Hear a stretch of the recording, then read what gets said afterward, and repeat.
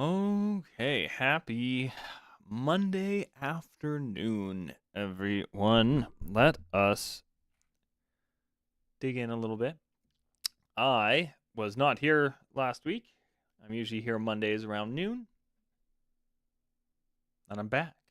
Last week I had a gig on Saturday and then an event on Sunday, and I was not in the physical or emotional mood to do anything on the Monday. I slept for 12 hours Sunday night because I had like 3 or 4 hours on the Saturday. It was not good, but 'tis the life I've chose to lead. So, a couple things happened this week though. Now, one of them was, as I mentioned in the title here, I joined the DJ Help Desk group on Facebook, and it's pretty awesome. I quite like it there. It is a actually supportive, positive community. I don't know if you've noticed, but quite a lot of the DJ groups on whether Facebook, Reddit, I'm assuming there's something somewhere else that I'm not familiar with. I don't know if there's Twitter group or X or whatever the heck groups for this kind of stuff. They tend to get a little bit toxic. And the worst part for me is people in those groups speaking with unearned authority on subjects that they don't know nearly enough about, in particular audio. A lot of DJs, time for me to be a little bit negative, a lot of DJs don't know how live audio should work. And I don't blame them too much for it because a lot of them don't have a background in live sound. I got my start from an audio production standpoint doing live sound and recording. So you very, very quickly have to learn how a lot of this stuff works, how a lot of this stuff wires together, how to make sure this isn't picking up that and this isn't interfering with this other thing, all that kind of stuff. When we're talking about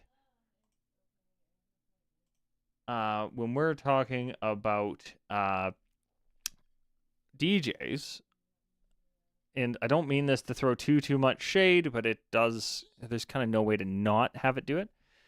DJs tend to learn how sound works via their home stereo and car audio. Not a bad place to start. A lot of the fundamentals are the same, but when you're dealing with live sound versus, say, home studio or home stereo, there's a lot of contradicting things. So a big one being stereo versus mono. At home, stereo is king. It just sounds better. There's a whole bunch of advantages of running stereo. Not only does it just sound cooler, right? If you go and you listen to a track and you hear do-do-do-do-do-do, and you hear a drummer move from one side of the kit to the other, it just sounds better to have that in stereo because the drums are panned in a way that you can actually hear it. It creates a sound stage. It's as if you have the band there in the room in front of you, and that's really cool. Live, not so much. Actually, I like this. Ooh.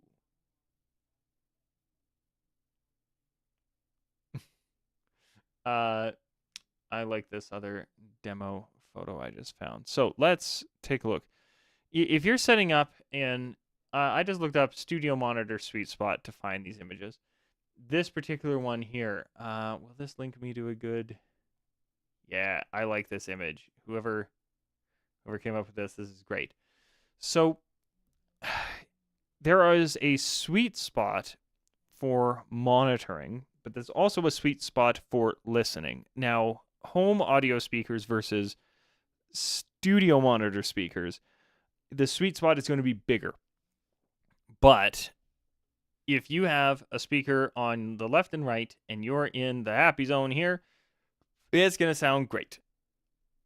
You're going to hear that stereo imaging almost perfectly. That's kind of what it is designed for. And, oftentimes we will check, in my studio, I have two sets of monitors on top of the desk, right? In this studio here, or, my computer room, I'll call it the studio for the sake of this live stream. I've got a set of studio monitors in front of me. I sit roughly in between them. It's not perfect, but I record most of my videos in mono. So yeah, I don't worry too much about the sweet spot when it comes to my monitors. It's more for keeping track of frequency. If there's anything I need to cut out, if like there's a weird hum or something like that, I can really hear it because that's what studio monitors are good for. So there's this sweet spot, and it's very small with these monitors. My monitors at work, one set has a narrower sweet spot than another, so that is what kind of decided which ones go where.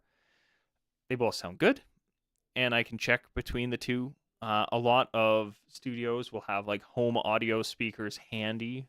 We'll talk about that later. I have actually come to an interesting recommendation thanks to a thread on that DJ help desk. But anyway, this is a problem if you're doing live sound, because if you're doing live sound, who's standing here? Right? The person that's over here is going to have a worse experience than the person that's here, who has a better experience than the person who's over here, right? This is the idea of a sweet spot. So on a different group, I believe it was DJ Setups, and this is where I get into the bit of an annoyance when it comes to people speaking with an authority that they did not earn. They were having the whole mono versus stereo discussion. And I run almost all my live sound and DJ systems in mono, just across the board, because I know there's going to be no sweet spot. And a few people were like, yeah, no, that's probably a good idea. I explained this sweet spotting thing to somebody, and they were like, oh man, it blew their mind. They never thought of it that way, which is good on them for learning, right? I shouldn't. I'm a little pretentious. This is going to come across as a bit of a dick thing, but like if you're working with live audio, like pro audio level speakers and stuff, this is the kind of stuff you should know early on in your career. But the fact that the guy was saying like, oh, I never thought about this before, that's a really good idea. I'm very glad that that person was able to get new information and change their mindset. But I'm just surprised at how many people don't, for one, and two, go into these type of industries and just have no idea how this stuff works on this type of scale, right? I know a bit about line array speakers. I've helped set them up. I've been there for while they're doing some of the calculations. Do not ask me to set up a line array. I'm well aware that my area of expertise does not extend that far. Point source, column array, this type of stuff, yeah, I'm good to go. Subwoofer placement for an event, getting the best sound in a room, that type of thing, I'm going to be pretty darn good at it. But setting up a line array, that is beyond my current depth of knowledge, and I would have to work with a different company for a while learning how to do it, which is doable. It is a thing you can do. But anyway, that guy, I come across a little bit annoyed, but at the same time, like I said, I'm glad people in these industries are willing to get new information and change their thought process and opinions. Other people on that thread, right? Somebody was just, oh, always stereo. Stop being lazy. I don't even know what that means, right? Others were saying, whoa, why would I ever do mono? You lose so much.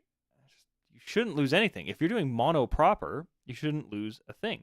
Now, what I think that guy meant is, oh, you only plug in half of it and you're only doing one side? Yeah, you're going to lose half of the song. That's not going to sound good. But if you have a system that you have a mono button, you can just hit that button and bam, everything turns mono. Now, another way to kind of look at this. Ooh, oh, no, I need that one up. That one off. There we go. Is, if you haven't used this before, this is Ease Focus 3. Ooh, ooh, I love this software. Let's make it bigger, shall we? It's free and it's fun. Add sound source. So I have on here QSC K series, a K10. So this is a single speaker. We can look at this heat map of sorts here. Let's make our listening area. Let's make it a good old square, 100 foot by 100 foot. Right now, if you're dealing with a full room versus a dance floor, this will change a bit. But let's say we're just worrying about the dance floor. Now let's say we have 100 foot by 100 foot, which is pretty big. So we've got a 1,000 square foot room, and it's a perfect square, which would be gross. Let's make it a little longer. Let's make it 150. Oop, no, other way. Let's do 100 by 150. 150 there. So now we're set up here, and we have one speaker. If we are running in stereo, there would be another speaker off to the side. So let's say we've got this one here, and then we have another, because I can go here, or well, I guess I can just go add sound source and do this again. There's a way to duplicate in this, but it's almost quicker just to click through right now. Right, so we have these two speakers. This is basically an optimal setup. We have two speakers X amount of feet away from each other on the same plane, and you can see there's a little bit of, like, depending on the frequency we're looking at right now is broadband, but if I go octave, I can see oof, power alleying, terrible, but at the same time, your dance floor is going to sound fine. Power alleys are important to pay attention to, especially with your subs, but I digress. So we've got our two QSC speakers here, and they're filling up the dance floor nicely, and then it starts fading out. So let us assume, well, let me just put a pin down.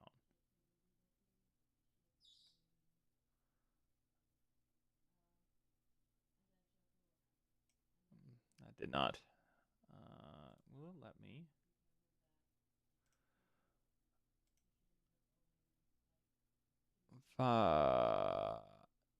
System. I don't know if it'll let me just put a pin down. So just imagine where my mouse is here. You have somebody over here. Now it's nice and, it's nice and red. Ah, great. If I delete this person here is hearing this speaker at about, we're peaking at about 100 decibels in the red here. We'll assume 96, right? We're going to assume 96 is here, right? So if you have one person here and one person over here, we've got about a 6 or so decibel, depending, drop in sound from this speaker here, which is a noticeable drop. If you go too far outside of it, thankfully, these QSC speakers have a very wide dispersion. They're missing some of the sound from this speaker because the speaker that they're in front of, right? So they're directly in front of the secondary speaker here that I deleted for reasons here.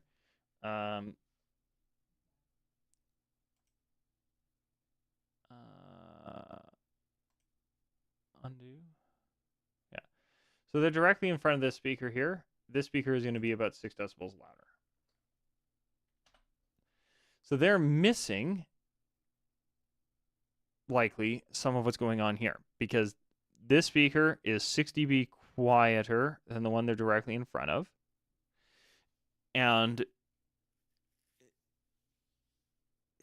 that gets hard to hear what's going on in the other speaker, right? There's just no stereo image there.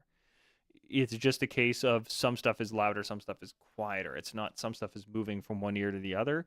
It's stuff in one ear is louder than stuff in the other ear. That is easily avoidable if we make everything mono, especially. Now, if we zoom on in, let's say we have undo. We got our two speakers here, and we've got them quite close together.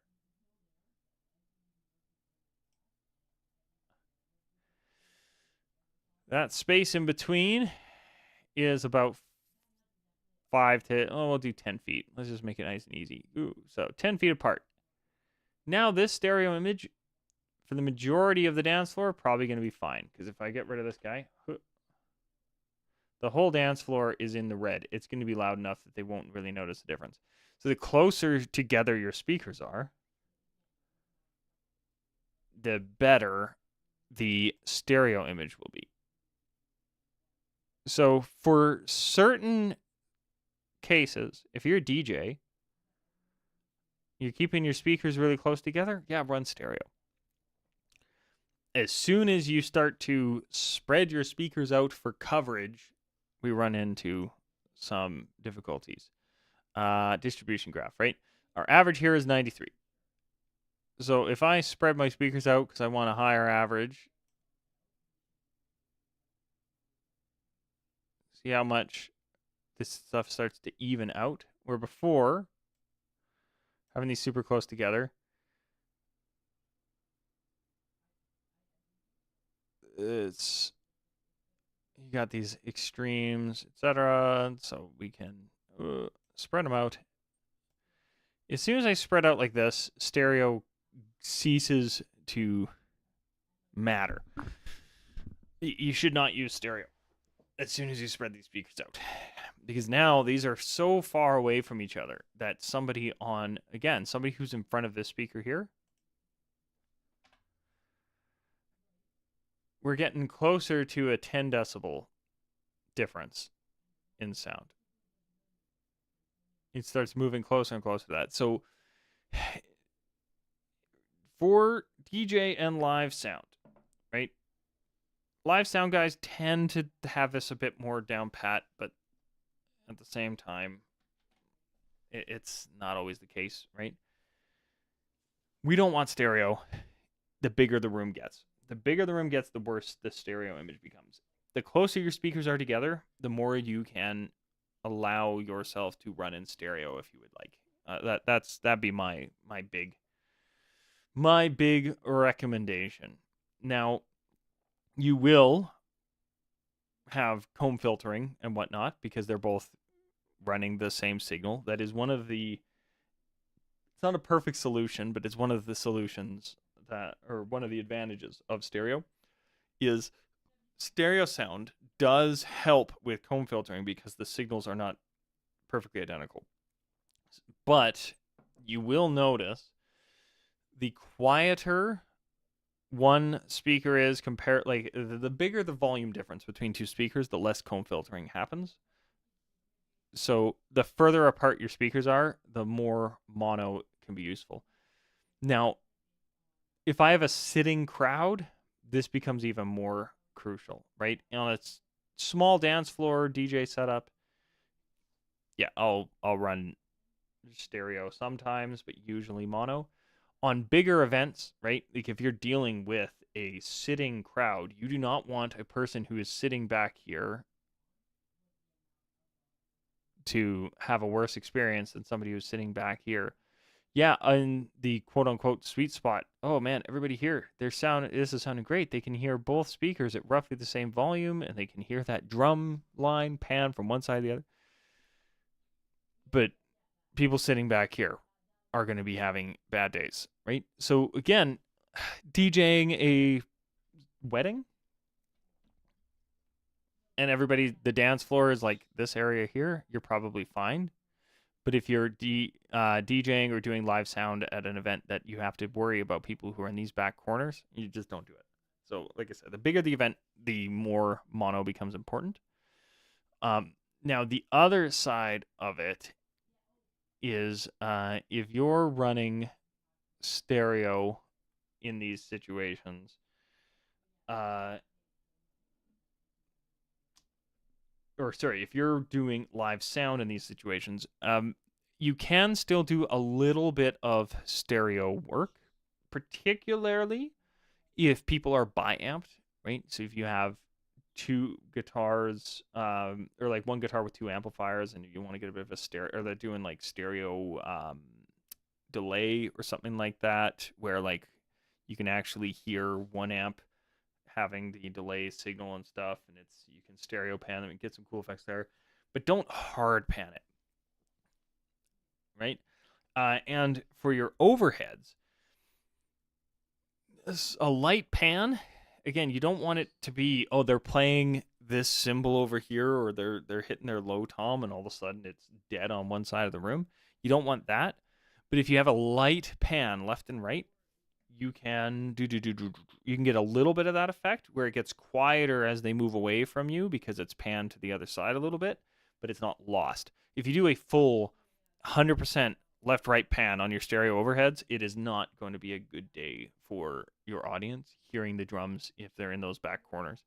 So yeah, for live sound, I would highly recommend doing mostly mono. The only exceptions I would say would be if you've got like I said, a stereo guitar amp system of some kind. Doing a light pan there can sound really cool, and then yeah, definitely consider doing a light pan, like 30% maybe, on your overheads. Yeah. So while we're on the subject of this stuff, somebody who brought up that question, they were talking about how they're using a mixer. They weren't sure how to set everything. Or no, there was a different question that they were asking about mixers. And somebody brought up aux-fed subs. Now, there are some really, really good videos on the pluses and minuses of aux-fed subs. 99% of you out there, I'm going to recommend against it. If you are a DJ, do not bother doing an aux-fed sub, and we're going to do why. If you are a sound tech, maybe. So for those who don't know, aux-fed generally means, let me just get some stuff up here. We're going to do another little section here. Using our good old friends at Sweetwater. I don't have any affiliation with them, which is why I like using them. Analog mixers. Let's use a Mackie because it's the first one that comes up. Even though, actually, no, I'm gonna go with my good old, my favorites of stuff I don't carry. Yamaha. I just quite like their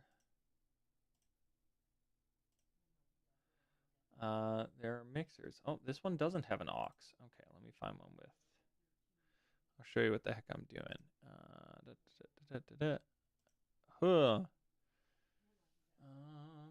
That looks like it would have an aux.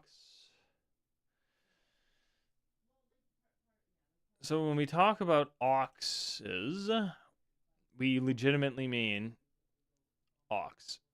AUX, auxiliary. So this is an auxiliary bus. It's like a secondary bus that you can send stuff to. There's two types of aux sends. There is pre and post fader. What that means is simply pre-fader, this has no effect on. Post fader, this affects. So this can turn it up or down. Post fader, you tend to want your effects on. That's why in this case it just straight up says aux to effects, because I believe you can turn aux to into a send and return on this. I wouldn't. I would just use the internal effects, but you know. So the other one usually used for a monitor. So if you have multiple aux sends, you can take advantage of that. And some sound techs and I've heard some really good reasons and rationales as to why, will run their subwoofers on an auxiliary.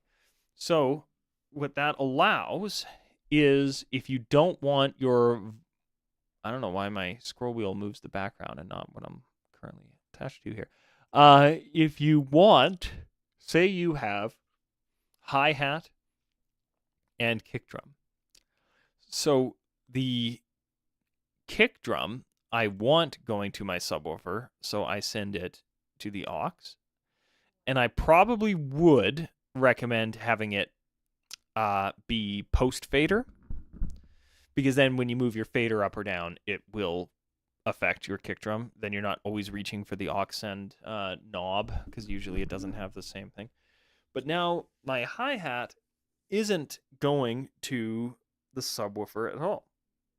Why is that an advantage? Well, bleed for one.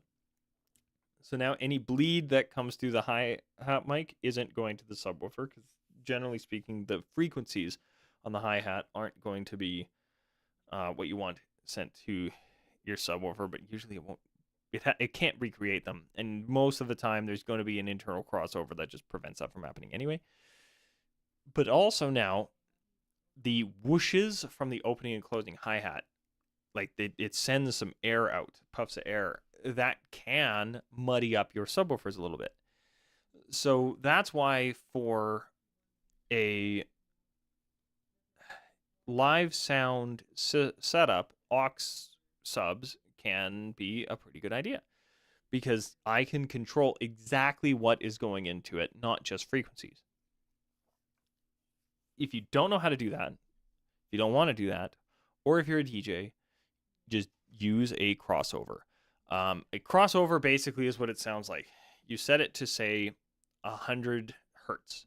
So for your low frequencies, it's cutting everything down below or above here. So you get this big cutoff. And then everything under that is allowed through.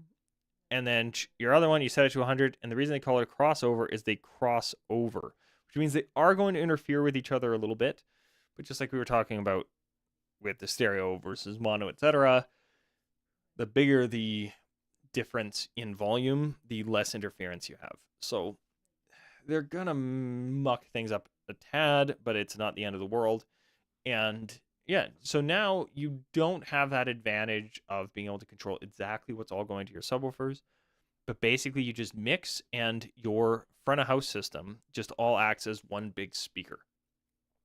It's a 3 or 4-way system, depending on how you have it wired up, but each speaker is just getting different frequencies. So as you turn something up, however it is coming out in terms of those frequencies, it goes to everything at the volume that it's at. That can be ideal.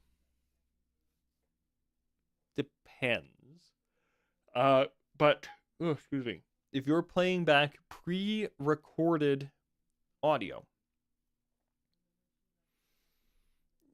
aux-fed subs won't work the way you likely think they will. All an aux-fed sub will do in that instance is give you a separate volume knob for your subwoofer, which can be nice. So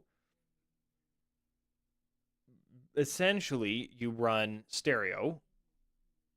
So you use this stereo channel here, say, and then you use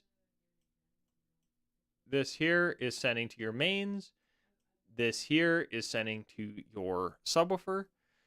That will work, but all you're doing is creating a separate volume control for your subwoofer. If you're okay with that, do it. But it's not the same when you look up like aux-fed sub versus a crossed over sub or something like that, or however, like, or on the main fader, or however it's described for when it's not an aux-fed sub. They're usually talking about in a live sound system. For pre-recorded music, a crossover is likely going to be fine, unless you want that fine-tuned control of, I can, from my mixer board, turn my subwoofer up or down. In most cases, for DJs, you're going to have a separate volume knob for your subwoofer anyway, right? We're not really running passive amps through a crossover built into the sub to send to the main. Those do exist. We're not really running those anymore. I know there are some on the used market, but I don't know of any on the new. Like if you're going used and you find, I think it was the EV Eliminator. Um, yeah, those had a crossover in the subs that you would send up to your mains. You don't have control of the volume of the subwoofer versus the mains. It is designed to work as a three-way system where turning up the volume on it will just make all three speakers, the two built into the top and the subwoofer underneath, bring the volume up or down. And it's never linearly, but I just think of it like that, of like you're bringing all of them up at the same time. If you want separate control, that's where the aux comes in, and you kind of already have that on most DJ setups. If you're using an active subwoofer, there's a volume knob on the back of it.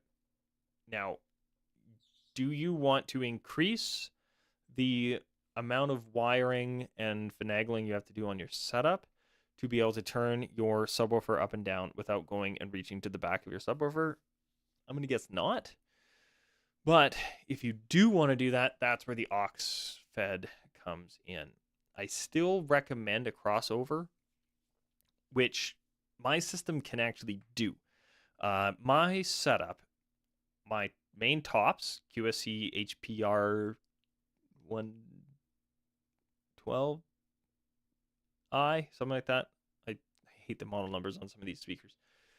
Those have a internal crossover switch for 100 hertz, and I have a subwoofer that has an internal crossover of 100 hertz. So I run all my audio out. I'm running mono because I'm baller like that, I guess. And now everything is crossed over for me. So I don't have to worry too much about wiring and stuff. I could do an aux fed sub and it is already crossed over for me. And then my aux, as I turn it up, will change the volume going to the sub, and then my main will change the volume going to the mains. But I don't even bother with that. I just run everything to the sub, out to the mains, if I'm running that system. I have more complex systems that have crossovers and stuff externally and that I can adjust and blah, blah, blah. Yeah, I use those from time to time, but why? But yeah, like, long story long, I guess, because I've been rambling for a little bit here. If you are a DJ, ignore aux fed subs. They don't work the way you probably think. If you are a live sound tech and you have a spare aux, it can help clear things up a bit. It's not gonna make or break your event. It does help. I know on some of those like super big stages, especially. There's a good video from Dave Rat, I think is his name, where he explains the differences. And he's dealing with massive stadiums. He's dealing with big line arrays and a subwoofer array across the front of the whole event. And yeah, like in those situations, it can be a really good idea to have a aux fed subwoofer, because yeah, like especially when you look at how much power they're pumping through that system, wasting power on your hi-hat opening closing. I think that's even the example he used in the video I watched on it. Now if you're a smaller time thing, if there's a really good, I can't remember the guy's name, but there's a really good guy, audio guy on YouTube here, that he did a video basically countering that, but in a very polite way, which was nice to see. Kind of explaining how in other situations, if you're dealing with, say, multi-room audio, or if you're recording audio or sending it to like a live stream, or like situations like that, adding the extra hassle of a aux fed sub system can just be unnecessary work for not a lot of gains. This is one of those incremental, like, if you're looking at this mixer and you're like, oh, what does this 2.5 kilohertz next to the mid knob mean? If you're looking at it and you're thinking that, don't worry about aux fed anything. And I don't mean any offense by that. I just mean you have more fundamentals to build up first. It's not a bad thing. It's part of learning. But like, if you're not taking full advantage of anything else on this system, you're going to want to learn how to do that before you bother doing aux stuff. Again, on a system like this, if you have a mixer board like this guy, you're not doing aux fed subs. You shouldn't be. That aux is for your monitor, and you're just doing single channel monitoring, which is fine. I've done that many a times. I've got an event coming up in a few weeks, hopefully, or a few days. They got to get back to me. They are supposed to reach out with their audio needs, but they have not yet. That's going to be interesting.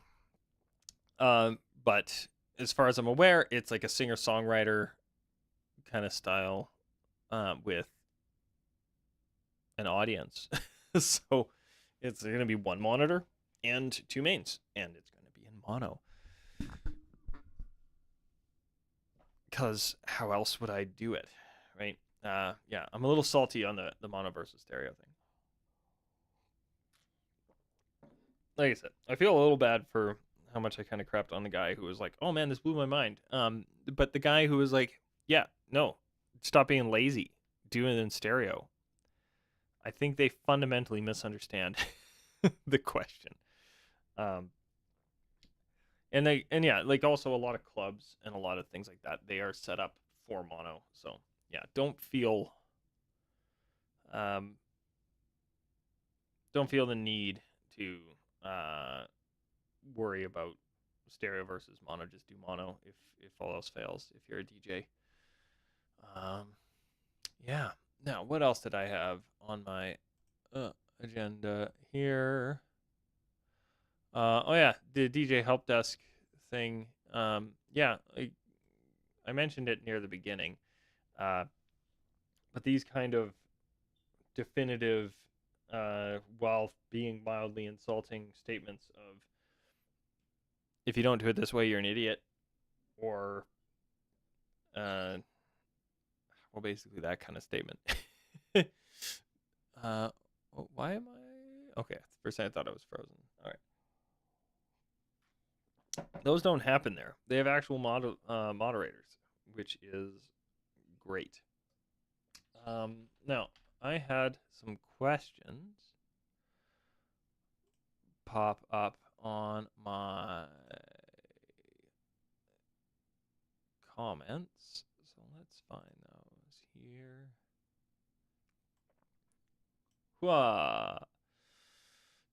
So somebody's asking in regards to the Behringer FPQ 3102 if the crossover affects the speaker signal. Now, I thought it did. I've downgraded the FBQ's usability slightly since discovering this. I have to check it again. I was using one recently, and I discovered that the crossover didn't seem to affect it as the way that I thought it would, but the high-pass filter does, and the high-pass filter doesn't affect the subwoofer output. I don't like that. What I wanted, my ideal situation, would be your crossover does affect your crossover point, and then your low-pass filter, you can up that to, say, 30 hertz, and it gets that out of the subwoofer. It doesn't seem to do that, and I'm unhappy about that.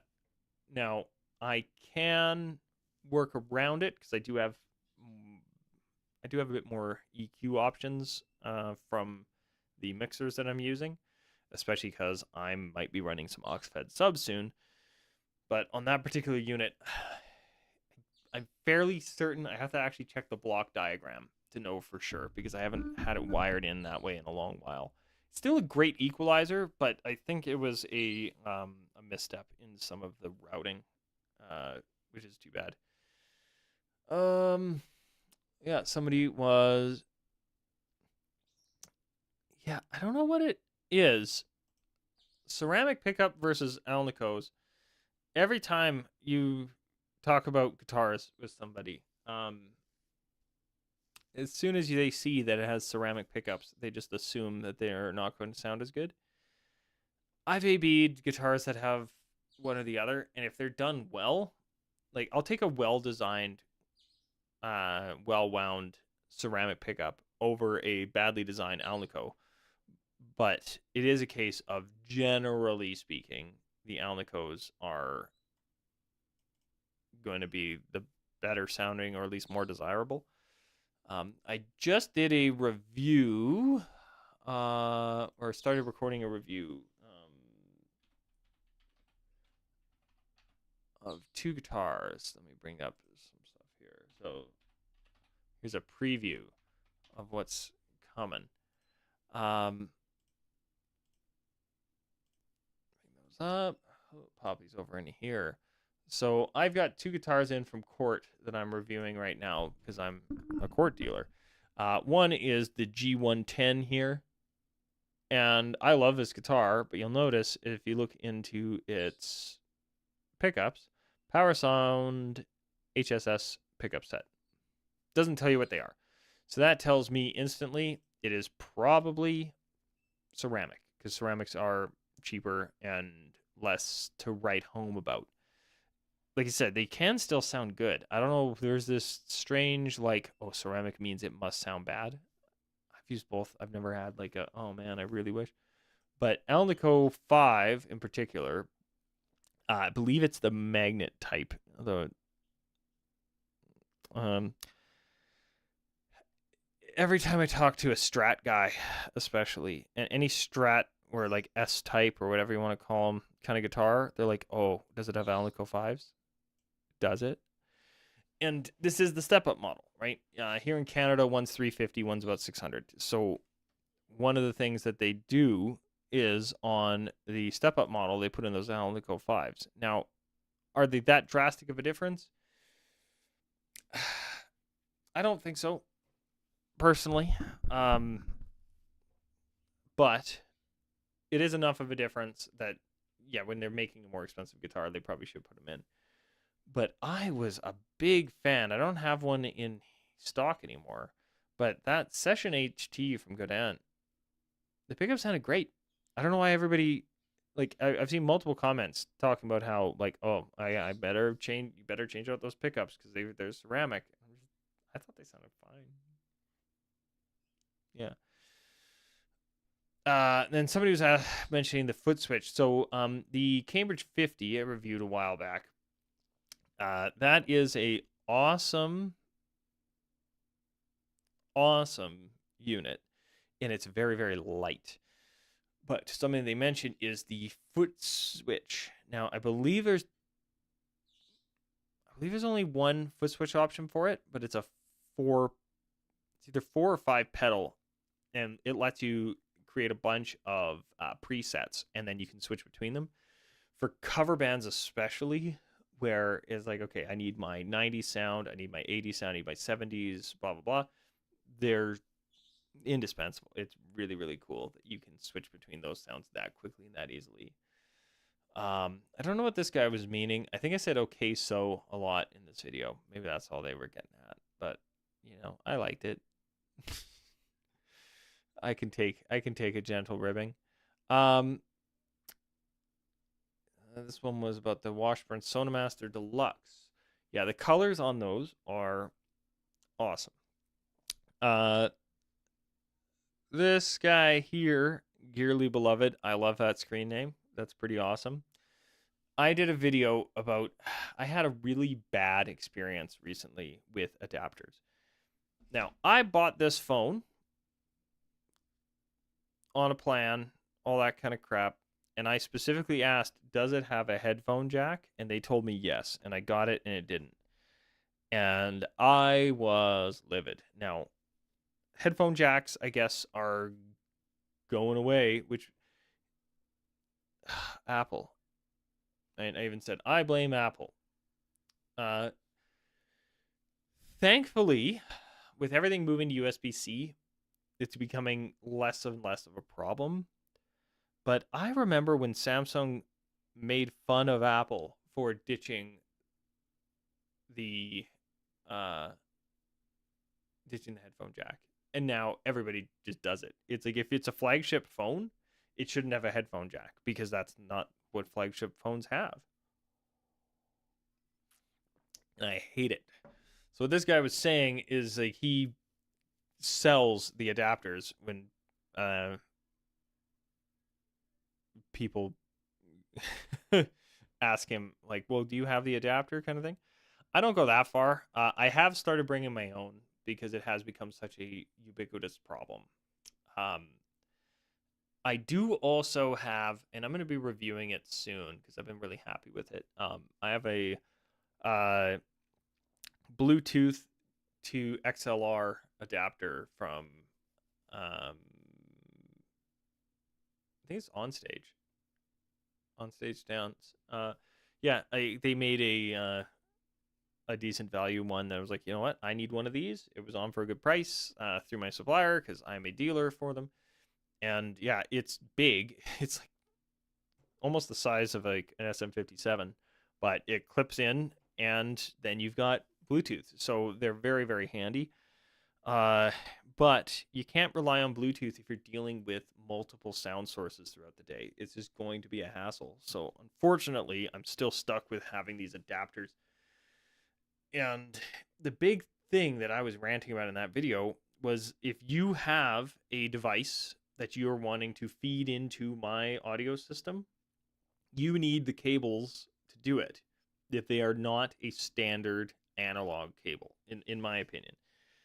Like if you don't have a headphone jack and you go to plug into something, it's like, well, I've got a, was it 1 point something millimeter? Or, I know it is 1/8 because Canada is weird. We use imperial for half of things and we use metric for the other half, and we're dumb, but it's just how it is.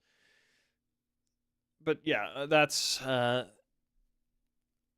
I kind of agree with this guy. I don't know if I would ever charge for them. I kind of have from time to time of like I've sold them to people because I bought 2 bags of adapters, one for the lightning connector, which is actually a pretty good connector. It's way better than that weird strip thing Apple used to use. And then I bought another set of USB-Cs, and I throw one into each of my bags because I know they're gonna go missing. I know people are gonna end up taking them, like that kind of thing. But unfortunately, it has started to become my part of my job to have these annoying adapters, and I just really don't like it because they look at me like I am the problem. I don't like it. Anyway, carrying on. So somebody was asking about the Yamaha EMX 5014C. All those mean something, but carrying on. So I will didn't quite get the part of using it with powered speakers. Should I connect them to the speak-on outlets or to the other ones?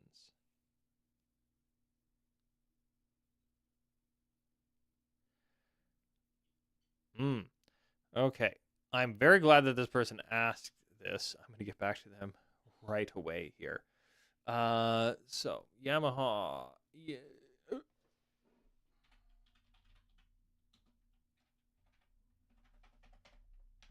Trying to figure out if I can rack mount this bloody thing, but I don't think I can. So this is the mixer that they were asking about. Discontinued, unfortunately. Yamaha made one of the best powered mixers I think I've ever used, but there's just not a market for them. Here is kind of what they were asking about. I need more photos. They have them under specifications. No. They are asking about the back panel here. Wait, that is Yamaha. I don't know why that photo wasn't on there. And hey, how do I hook this up to powered speakers? From the back panel here, don't. You will fry your speakers. These both, the 1/4 inch and the speak on, and they're clearly labeled, so I'm fine with this. Part of me kind of wishes they would have gone with the dual. There are some speak on connectors that can take a 1/4 inch in the middle. I actually haven't wired one of those up myself yet, and then we'll talk about speak on in a second because I've got some other advice I'm going to throw in. I'm going to do a whole video on this. But these are both power outputs, and it even says that these are speaker A, B. Depending on how you have it set, you got mono, aux 2, aux 1, aux 1. I think is how they. I wish they. Oh, there it is. I don't know why I didn't see that before. Now, will you let me zoom in more? Ha ha ha. There we go. Right, left, mono, aux 1, aux 2, aux 1. So there is a switch on the front here.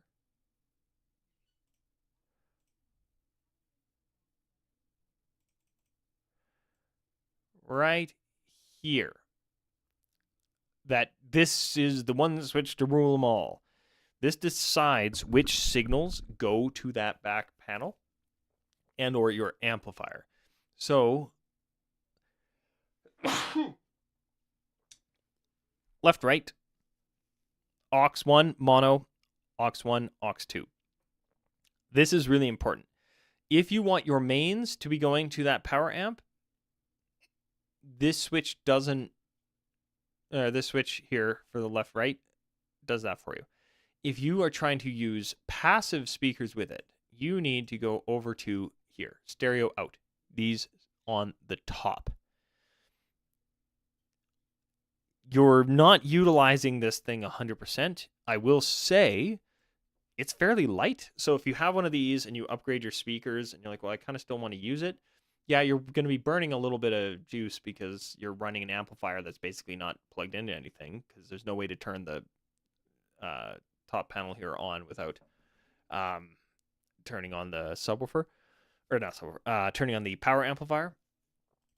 But if you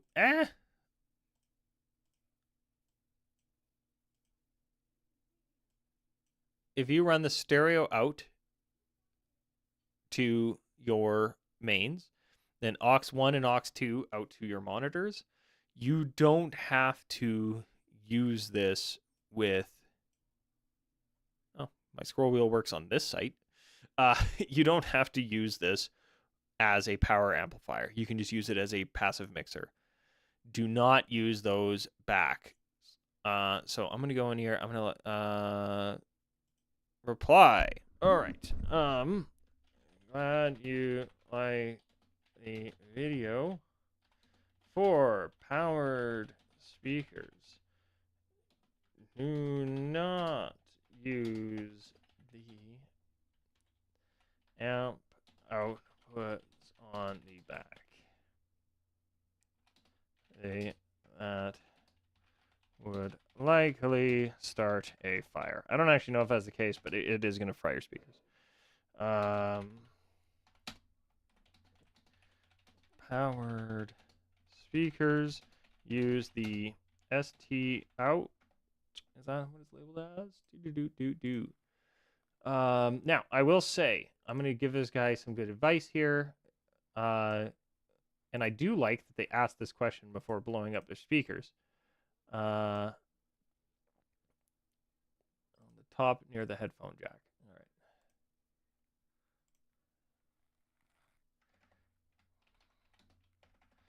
All right. Out on the top now near the headphone jack.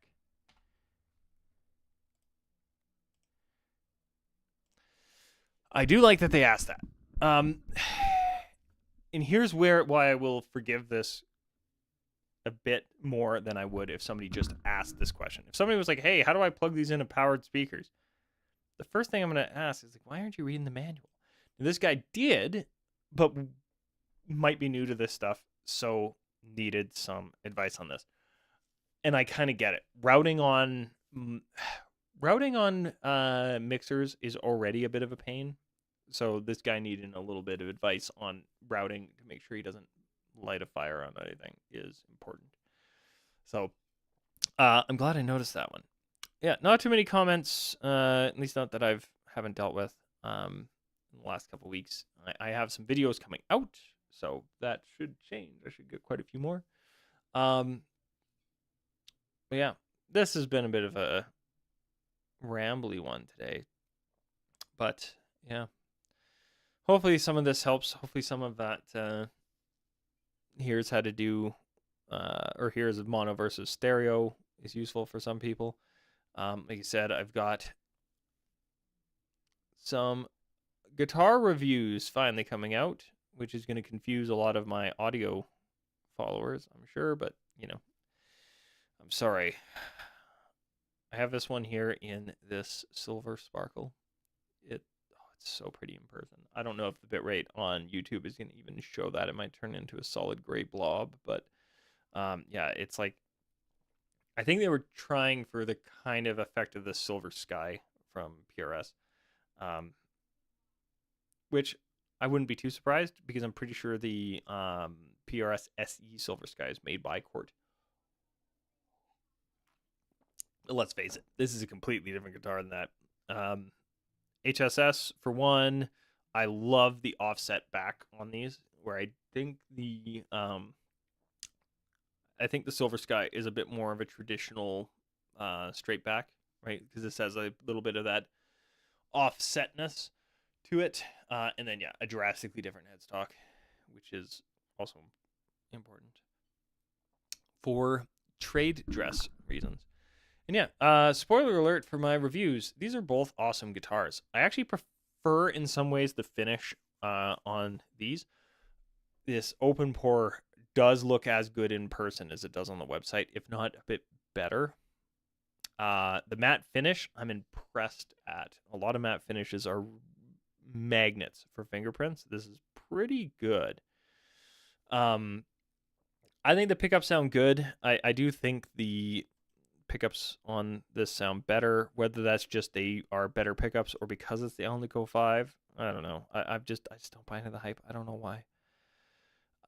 Also, if you're a new player, this is a nice thin body.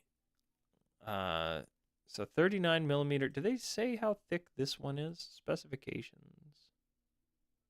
Not with. Yeah, I don't know how thick. Oh, fretboard. Not with. Yeah, they don't tell you how thick the body is on this, but the step up model, the 250, is noticeably heavier. So if you've got a kid looking for their first electric guitar, I would take this thing on stage without batting an eye. It looks so good. I do love the open pores in general, but the sunburst, I think of it as a tobacco burst. I don't know what the difference is in this case. But for a first guitar,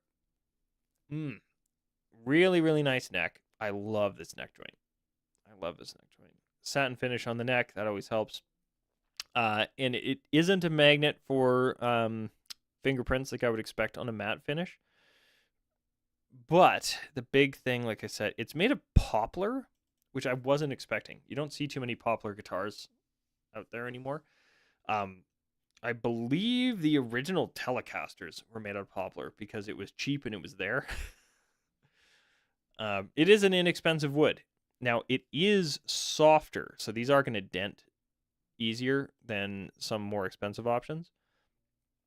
But it makes it super light. It's nice and thin, like they mentioned here. It keeps the weight down. So if you've got, like I said, you've got like a 12-year-old and their arms are long enough to hold a full-size guitar, but you don't want to get anything too heavy because they, 12-year-olds whine when they have to hold something heavy. These might be a great bet. And I would take it on stage without batting an eye. I do think the step-up model is superior. Mostly the bridge. it's so much nicer. I love a 2-bolt bridge versus the 6. And yeah, the pickups do sound better. It's basswood for people who care about that. I don't. But yeah, the pickups sound a bit better, and you've got yeah, some goodness there. So you know what I'm thinking? We're probably gonna revisit this next week. I'm gonna finish some of those videos on. I've got a few in the tank for DJ / live sound stuff that I'll probably put out this week. But I'm gonna start getting some of these guitar videos out, and I might do some of these live streams about the guitar stuff. I think that's gonna take a bit of a shift over the next few weeks because I like talking about guitars. I have so much more to talk about than like for me. Speakers are speakers. I'm gotten to a point like they're all good, right? Yeah, you look at any name brand, everything from EV, JBL, QSC, even Mackie. I was watching or listening to somebody recently, or no, it was a post. Somebody was talking about how like, oh, Mackie speakers, like I know people crap on them because they're not as good as blah blah blah blah blah, but I love them, and I'm just the Mackie, what was it, the SMR something?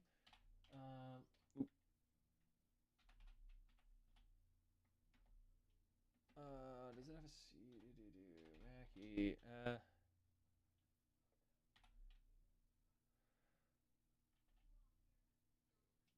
Yes. SMR 450 V1. Or SRM 450 V1. Oh, yeah. That's.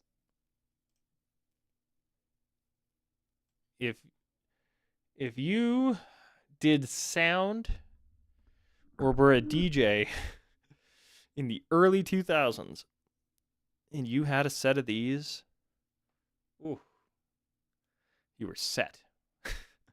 Now, by modern standards, yeah, they've been surpassed by so much.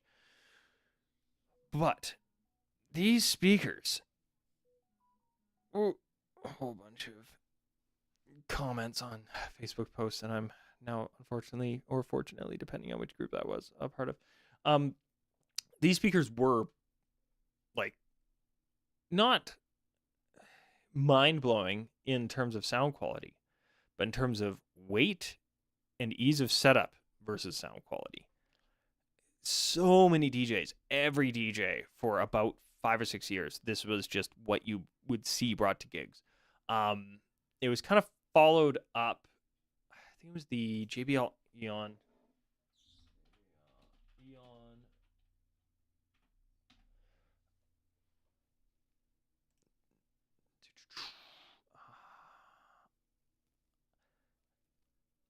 The G2 looks real similar. I'll just put in G2. Oh, no, G1. Found them. Haha. Yeah. These guys were the next ones. Yeah, like those Mackies were huge, and then JBL put out their competition to them. One of my the backs of these, they're so hideous. I love it. Like this was back when speakers were solely utilitarian. It's like this is a speaker. It's designed to be loud. It's not designed to necessarily look perfect. And the back panels on these were and are hideous. I love the rusted points for the extra points for Everett, whoever posted, who's ever selling these. These have gone through the ringer. But yeah, these, I believe those are the fly points rusted up, if I'm remembering correctly. But they still run, right? These JBL Eon Gen 1s,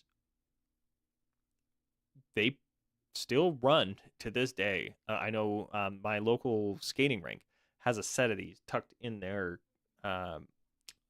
storage that whenever I do skate nights and stuff, they pull them out so I don't have to bring a PA. They push. They sound good and they are loud. And they will probably run longer than I can. Yeah, if I remember my timelines correctly, those were kind of the answer to these Mackeys that, yeah, like every DJ ever, every sound tech, even if they had like, I wanted a set of these, even though I had my QSCs. I think at the point where I got my QSCs, they were on Gen 2 for these. But for stage monitors, there was just kind of nothing better uh, for mobile guys because they were light, especially for the time. And yeah, they sounded decent. They still sound fine. But yeah, people are very people are. It's funny. I have my own sets of pretension, own sense of my own things I'm pretentious about in terms of sound. Of like I said, if you want to get into this stuff, it's one of those things of like I I do hold it against people a little bit if they don't bother learning some basics before they start trying to do this professionally. But at the same time, I don't have a lot of pretension when it comes to speaker brands because I know they all sound fine. And like Mackey's all sound pretty darn good. I think some of the Thump and Thrash speakers that used to be, oh, I always called it the Mackey Farm Team. I'm trying to remember. Oh, I can't even remember now. They used to have it under a different name because they were a big step down from the Mackey propers. It's like Thapco or something like that. But they were, even those were fine. They just weren't to the same quality the Mackeys were. And then kind of what Mackie did is they basically improved those enough um, that it they added it to the line. So even now the Mackie Thrash and Thumps I think are perfectly fine, right? Like especially if you're doing sub 150 people events, be it a DJ or live sound, those less expensive Mackie speakers are going to run you just fine. And then like the top of the line Mackie speakers are going to keep up with basically the entry level stuff from the higher end brands just fine too. It gets a bit pretentious of like, oh, you're not using RCF? RCF is good. I've liked every RCF speaker that I've heard. Um, I don't think everybody needs them. Like it's one of those things. Like there's this weird, and again, I'm gonna be leaving some of these toxic groups soon because some of them it's like, oh, you're using QSC. Why aren't you using RCF? Oh, you've got like top of the line JBLs. Nothing compared to RCF, and it's RCF is good, but there's this weirdness going on where it's like really pretentious around them, and like I will be honest, QSC, even though I'm uh, annoyed at their spec sheets, they've got a lot of work to do there, in my opinion. Like they've actually broken their spec sheets to the point where they're useless. The K12s, whatever, I think we're on like point two or whatever, because we're on, are they three now? I don't know. They're what we call rider friendly. If you roll up to a live sound gig and you have QSC speakers, every musician in the room is going to go, okay, cool. That's why I always find it funny when I see some more pretentious DJs out there that are poo-pooing QSC speakers because they're not whatever brand they prefer, right? I keep kind of crapping on RCF, and I like RCF speakers. Like I have my interestingly enough, I've mentioned this in a previous live stream. My Yorkville Elites, I've got these ancient Yorkville Elites that I picked up recently. I love them. They sound real good. They have RCF subs in them. You pop them out, made in Italy, written right across the back, and they sound killer. But they're not like, I don't know why. I don't know how it happened, but it kind of turned into this. If you don't have the same, it's kind of the Xbox versus PlayStation thing all over again. Of nobody's allowed to be happy. Where if you don't have the brand that I have, that means you're poo pooing my brand. But they're all good, right? Now, if you A/B 4 sets of speakers and you like one more, go for that brand, right? I had electro voice speakers for a long time, and I know some people who just will stand behind them no matter what. Of like, I love electro voice speakers. They were really good, and I had the entry level of their line. I had their bottom of the line passive speakers. Now they were in a wooden enclosure, which does tend to sound better, but they sounded awesome. I only sold them because I ended up with 4 sets. Well, not 4 sets. Uh, four Yorkville YX15s. I got them on a really good deal. They put out a bit more volume and they reach a little bit lower, but they're a bit bigger. I had too many passive speakers at that point, and I wasn't using like anywhere that I would use the EVs. I was using my Wharfdales because they're lighter, right? I still to this I will say my QSCs for live sound especially I will take 9 times out of 10 over the Wharfdales, and then I use the Wharfdales as monitors. But yeah, like QSC, if you have QSC K speakers and you walk into a live sound situation and you throw those up on the stands, every musician in the room is gonna just know, yeah, this guy knows what he's doing. It gives that impression.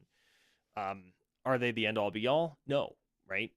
There are plenty of speakers from EV, RCF, JBL that will keep up with, if not in some cases surpass them, right? I think for DJing, I probably would prefer some of the JBL stuff. They just tend to reach a little bit lower. But for live sound, I prefer the QSCs. Yamaha is kind of the dark horse of it all. I think Yamaha is basically doing what Mackie did at this phase of Mackie's. They've created some really light, really good sounding speakers, but I just don't know too many people who look at Yamaha and think live sound anymore.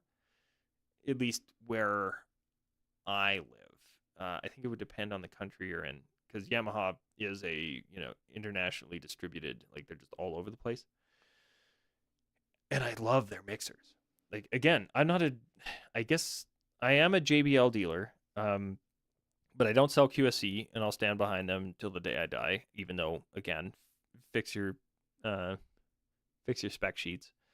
Mackie, I've got Mackie studio monitors in front of me here because I've always liked their studio monitors, and I think even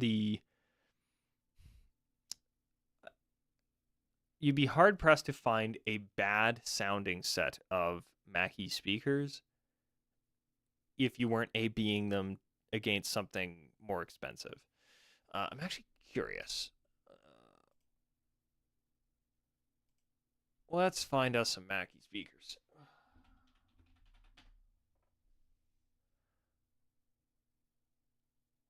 What's hot from Mackie? Yeah, so their Thump is Thump and Thrash are kind of their entry level ones. I'm curious though. Oh yeah, and they have the Thump Go, which that thing, from what I hear, is just awesome. A good sounding battery powered. Now these DRM, let's bring those up, and then QSCK K12-2. Now here's the only reason, or although I'm comparing a 15 to a 12. Do they have a 12-inch version so I can go more apples to apples?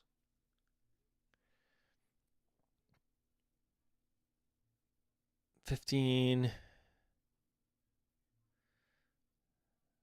Oh, was that a 3-way? Oh, that's why that was more expensive. I'm like, well, how is that more expensive than a? But that makes sense now. I don't want the passive. I definitely want the powered. Here we go. 12-inch. Let's compare apples to apples here. Oh, and these are on sale, so that explains it. Because I was like, these also seem cheaper than I'm used to seeing them for, but the regular $1,000. Now, again, spec-wise, it's a pain in the butt to compare any of these, because they list their like frequency range, is plus minus 10. Frequency response is plus minus 6, which is terrible. And this 132 at 1 meter is a fake number. They measure that with the speaker protection turned off, which you actually can't. It's like a theoretical number that is based off of the peak wattage with the yeah. Anyway, I still love these speakers. And again, like if you walked into an event, like people wouldn't bat an eye. So 132. Now the thing is, Mackie actually calculates it the same way now. I've seen it in their literature, so it's going to be roughly close. 134. Now, frequency range 45. No listed frequency response. I'm sure it's on the website somewhere. Yeah. Frequency range 45. So I have a very strong suspicion. I've heard these recently. I did a wedding expo. One of the guys there, unfortunately, kept cranking his speakers up the whole day. These things sound good. They look good. Wooden cabinets, which is, again, a big thing for me. I tend to much prefer them. Which also explains why I was expecting a more drastic price difference between the two of them. Are these birch cabinets, or they mention it? Not that I care too much. Yeah, coated plywood, powder coated. Okay. Honestly, for a lot of situations, because of the wooden cabinet, I would suspect the DRM might actually surpass the QSCs in sound quality in some regards, especially in terms of like mid-range kind of stuff. But like I said, these are like the most rider friendly. If you have a set of K speakers in general, you walk into any situation and people are going to recognize them and say, oh, okay, yeah, no, you're good.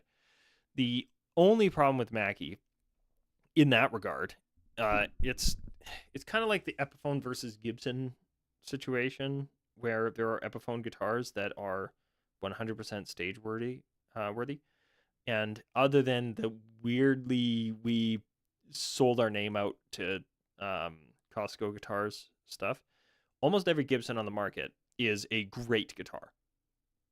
So if you see a musician with a Gibson, like it's like, oh, like either they're a dentist or they know what they're doing.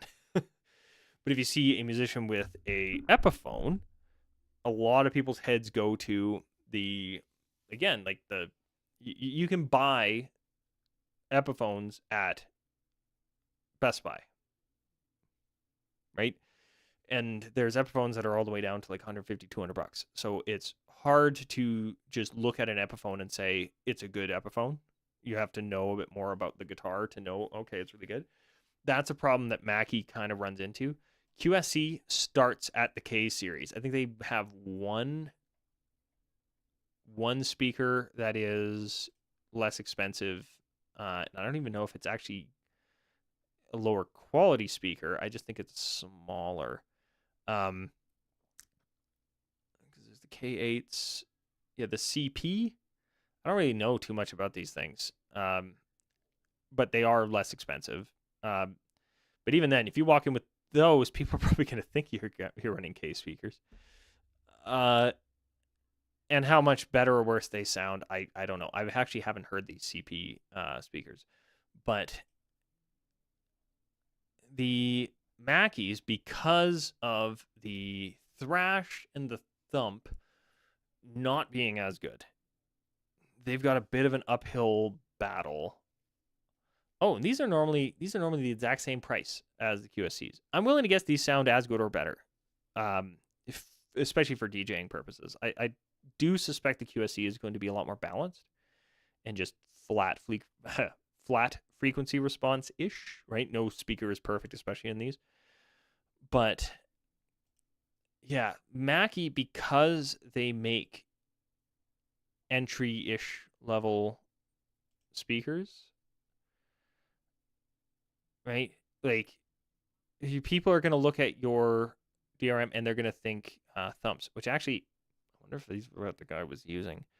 Again, he was turning them up too loud for the space, which was unfortunate. And then there's another one that's slightly better. I don't know. I hate some of these naming schemes of like, we have the entry, then we have the slightly above entry, and then we have the other one, and then we have the slightly above. Right? I just simplify your lines, in my opinion. But I'm also not in marketing. But yeah, like this Mackie Thrash at like $280. Jeez. This thing probably sounds fine, but does it sound anywhere near as good as the QSC? Probably not. But then if somebody looks at your speaker and they think, oh, if somebody looks at your DRM and thinks it is a thrash, they will go in with some preconceived notions, and that is a problem, because even these thrashes are probably decent in terms of sound quality. The SPL is low, 125 out of a 12. You should be able to get more, but yeah, like, and 36 pounds. These things are nice and light. Is another thing I quite like there. Yeah, like, I think that's the problem Mackie is going to run into, is just that these speakers here, because of Mackie's reputation as an entry-level brand, because you're going to mostly, like, I'm willing to guess these thrashes probably outsell the DRMs by 5 to 1. That's my guess, right? It's the same thing with JBL and like the Eon or Ion, or no, ITX is their entry level. And even then, the ITX sounds good. It's a good sounding speaker. Does it sound as good as like their PRX? No. But especially at lower volume levels, they're going to sound fine. If you ran, say, 100 decibels out of the Mackie Thrash 212 here and the Mackie DRM, I don't know how much difference you're going to hear. Where you're going to hear the difference is if you're running those DRMs at, say, 125, and they've got another 9 dB in the tank, right? Probably actually 6 dB because of the way peak versus continuous, etc. But they probably have some headroom left where the thrash is going to be pushing itself to its limit, and the less expensive tweeter that they likely put in there is going to be getting pretty darn harsh. So you're going to be running into twofold problems of, it's just going to start to get harsh at those volumes, and it's going to be pushing really, really hard to try and keep up, where the other one's going to be not even batting an eye at the volume you're outputting. That's one of the big differences between a entry-level speaker from a name brand and a higher-end model from, say, the same brand, is you're going to get better sound at a higher volume. If you're only dealing in lower volumes, they're probably all going to sound about the same. I hate saying it, but that's kind of what you pay for. Now, I do full expect that the DRM is going to sound better. Is it going to sound the 3 times better that the cost difference is? Probably not. But like I said, like, if you walk in with QSCs, even if you walk in with these CP12s, the Ks have such a reputation that everyone's going to assume, like, and again, I'm talking about musicians here. If you're DJing, I hate to break it to you, no one knows what speakers you're using. Like, your audience doesn't care what label's on the front. I've seen people using like Soundtown or like weird column array things they got on Amazon from brands that nobody's ever heard of, and no one cares. As long as it sounds good, as long as it's not harsh, it's fine. And at lower volumes, it is almost every speaker sounds okay. It's when you start pushing them more and more. But yeah, so I think that's one of the problems you'll find that you might run into with Mackie if you're a sound tech, is somebody's going to look at something like a DRM and assume it's going to sound like a thump. And the thump probably sounds just fine, right? Like, this at 340 American, if you have a set of these, you're probably set. These probably sound good. And Because what did I look at before? I looked at some even cheaper. What were these ones? Volume output wise, 128. So yeah, these could probably comfortably put out 118 before getting harsh. Is my brain's assumption. 27 pounds, like they're nice and light. Yeah. But people are going to make assumptions that you're running something like, again, anything that has Mackie on the front, people are going to assume are going to sound like the Thresh, in from a live sound perspective. So I think that's something that Mackie has to kind of find a way to push past. Which ironically, Yamaha doesn't have that problem. Yamaha makes stuff all the way down to this price point, right? Like what do they got running these days? Now I'm just killing time here because one of my students canceled, so I've got time on my hands. Yamaha speakers, studio monitors, blah blah blah. Yeah, like they've got stuff in this 360 range, but again, I'm willing to guess if you bring this into a live sound setting, people are going to assume that they're good. They might assume people are going to assume you spent twice that amount. But if you bring their top of the line speakers in, people are going to think that you probably spent half the amount. That's the irony of like these weird assumptions. Live sound and lighting, PA system, speakers. There we go. Like if you walk in with their DZR 15s here, like $1,500 pop speakers, people are going to assume they're like $600-700 speakers. But if you walk in with this guy at $360, people are going to assume it's a $600 speaker. It's the way reputations tend to work on these. I think JBL has kind of the same thing because their line dips so low, which is nice, right? And I think they do put in a good amount of effort. I have considered, I may end up getting one myself. JBL IRX.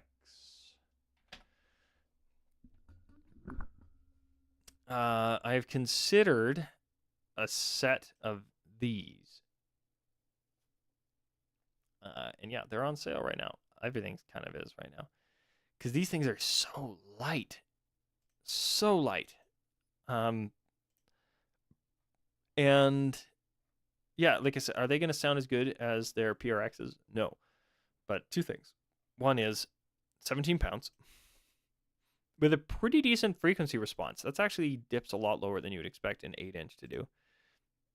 Decent volume output, right? Probably comfortably 115 to 118, maybe 120. I don't know how JBL calculates their stuff. But, and a 90-degree horizontal. Cool. But these, like, especially for spoken events, right? People are just talking. Bit of background music, right? Would I use these without a subwoofer for DJing? No, you would need a sub with them. The 8-inch, even though on paper reaches low enough that you shouldn't need one, you will. The drop off after that 54 is likely massive because that's something that the spec sheet doesn't always tell you, right? Sub bass does exist even if it doesn't list it on the spec sheet. It won't happen out of a speaker this size. It's just going to drop off immensely versus like a 15. Even if a 15-inch technically goes, like you'll see some 15 inches, like I think my YXLs, where are they?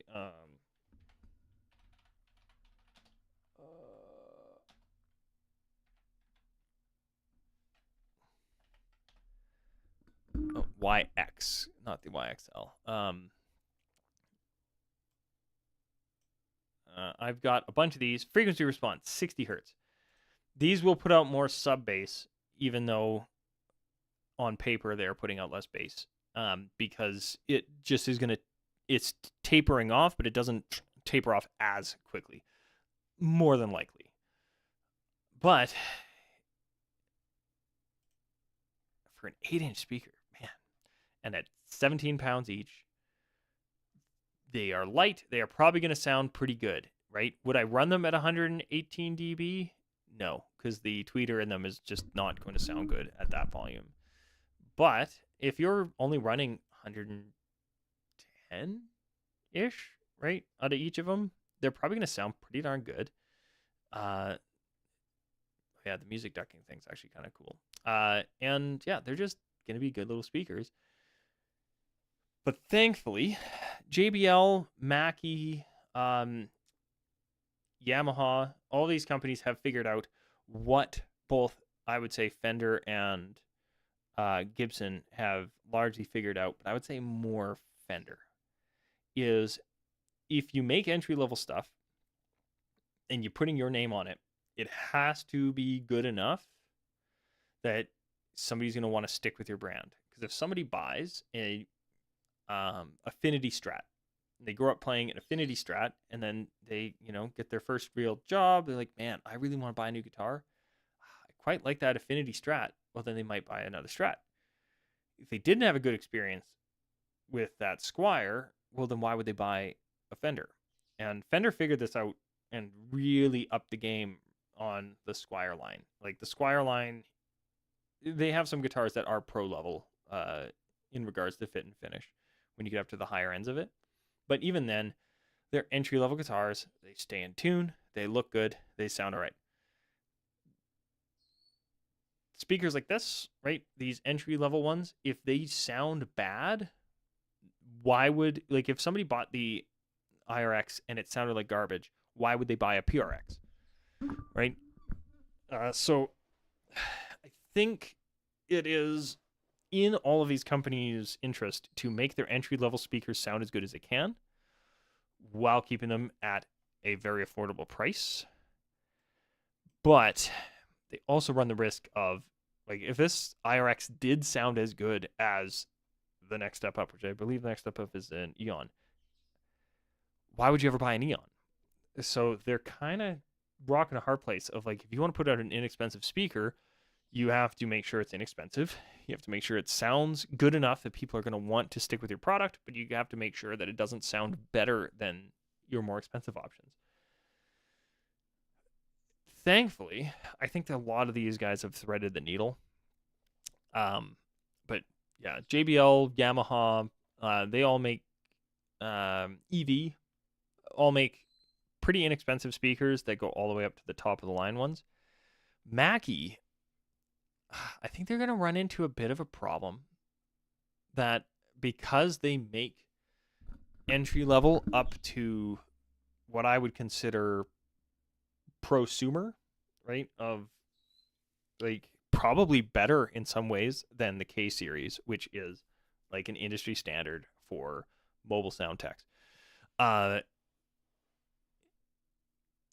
Because that their top of the line model is other people's baseline, right? When it comes to QSC, or like JBL has an answer to those Mackies. Those Mackies are about $1,000. What's JBL's answer to that? I should know this because I'm a JBL dealer, but I don't know what the American pricing is like because I don't live in America. I know. Like the monitors, no. Stage monitors, no. PA speakers, there we go. Because yeah, they also do like, I get their price list and it has all of their like theater, not home theater. I'm talking like Cineplex speakers on it. Now I need, what do they have in this range? Hey, oh, they're PRX on sale right now in at 15. Yeah. Mackie would probably have a hard time competing with these in terms of market share, right? When they're normally $100 gap between them, yeah. I'm just surprised that the PRX, I thought they were, oh, there's one above it. That's what I'm thinking. I'm getting it mixed up with, there's another set.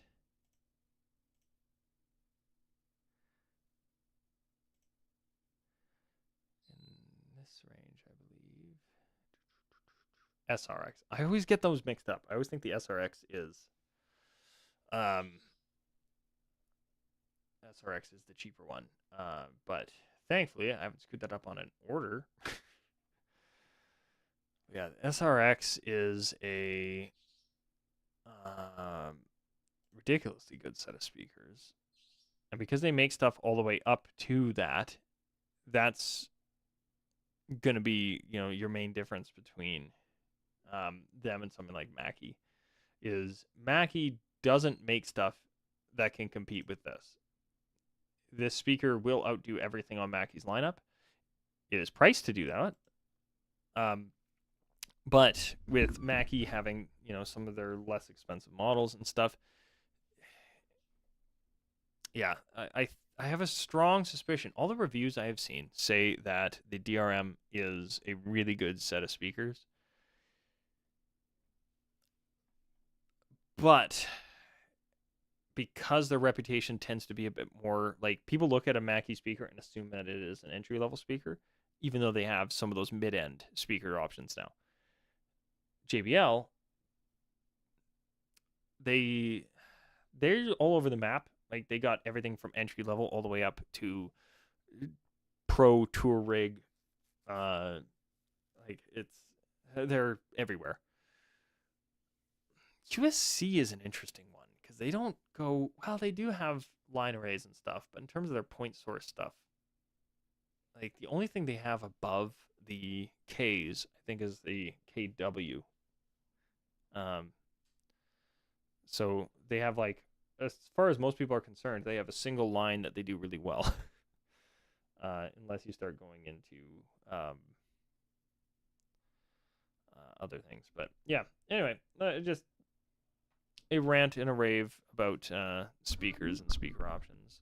I'll probably do that again at some point, but I think I'm going to start talking about guitars a bit more next time because I feel like it. But next time, hopefully, will be next Monday. So I will see you then.